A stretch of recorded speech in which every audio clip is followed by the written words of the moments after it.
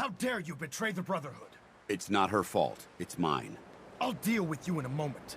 Knight, why has this thing not been destroyed? He's not a thing. He's one of your best men. Have you taken leave of your senses? Danse isn't a man. It's a machine. An automaton created by the Institute. It wasn't born from the womb of a loving mother. It was grown within the cold confines of a laboratory. Flesh is flesh. Machine is machine. The two were never meant to intertwine. By attempting to play God, the Institute has taken the sanctity of human life and corrupted it beyond measure. After all I've done for the Brotherhood, all the blood I've spilled in our name, how can you say that about me? You're the physical embodiment of what we hate most. Technology that's gone too far. Look around you, Danse. Look at the scorched earth and the bones that litter the wasteland. Millions, perhaps even billions, died because science outpaced man's restraint. They called it a new frontier and pushing the envelope, completely disregarding the repercussions. Can't you see the same thing is happening again? You're a single bomb in an arsenal of thousands, preparing to lay waste to what's left of mankind. You're comparing Danse to a nuclear bomb. This machine might not be a bomb, but its goal is exactly the same. Place it where you want the damage done, and when you least expect it, it delivers a lethal blow without warning and without mercy. A precision strike delivered right at the heart of the enemy. How can you trust the word of a machine that thinks it's alive? A machine that's had its mind erased, its thoughts programmed, its very soul manufactured. Those ethics that it's striving to champion aren't even its own. They were artificially inserted in an attempt to have it blend into society. It's true. I was built within the confines of a laboratory, and some of my memories aren't my own. But when I saw my brothers dying at my feet, I felt sorrow. When I defeated an enemy of the Brotherhood, I felt pride. And when I heard your speech about saving the Commonwealth, I felt hope. Don't you understand? I thought I was human, Arthur. From the moment I was taken in by the Brotherhood, I've done absolutely nothing to betray your trust, and I never will. It's too late for that now. The Institute has foolishly chosen to grant you life. You simply should not exist. I don't intend to debate this any longer. My orders stand. It's all right. We did our best.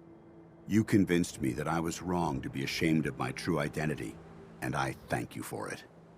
Whatever you decide, know that I'm going to my grave with no anger and no regrets. Touching. Either you execute Danse, or I will, Knight. The choice is yours.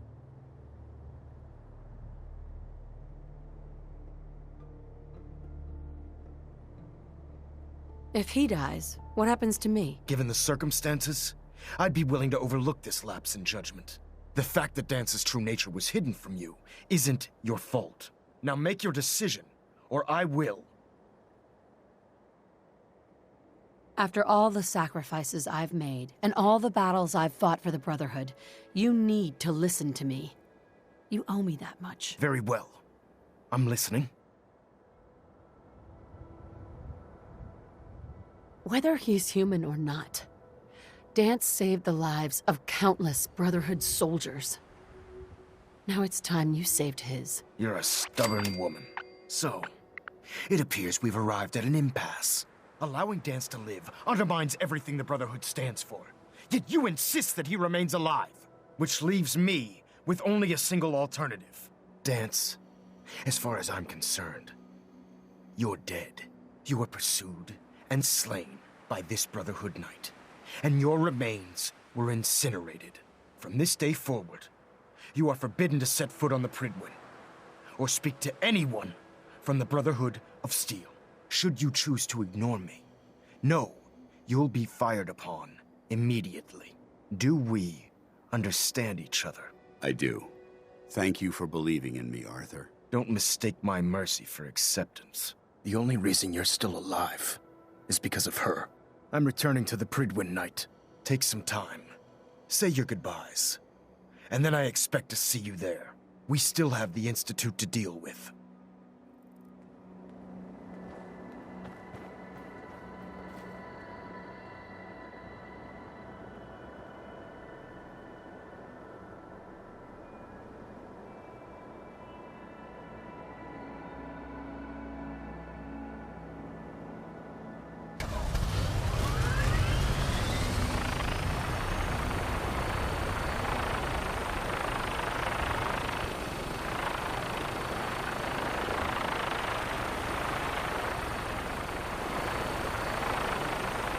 guess they're not interested in sharing, huh?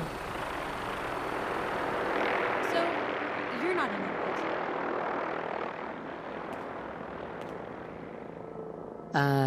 Thanks, I guess. No, I didn't mean like... I could just use some help.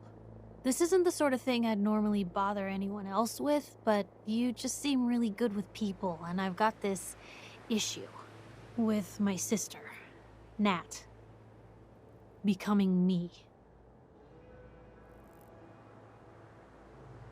Becoming you? What do you mean? I'm just terrified she's gonna start taking up like her big sis. I mean, think about the life we lead. No offense intended, Blue, but personal safety doesn't exactly seem like either of our strong suits. I can't have her ending up like her big sister, dodging bullets and running from all the people she pisses off. It's part of the reason I'm on the road so much. Part of the reason I'm here with you. I keep thinking, maybe if I make myself scarce, if I'm not around her enough, she'll cool off. She'll just go back to being sweet, innocent Nat, paper girl, an all-around upstanding citizen. What do I do, Blue? You just love her.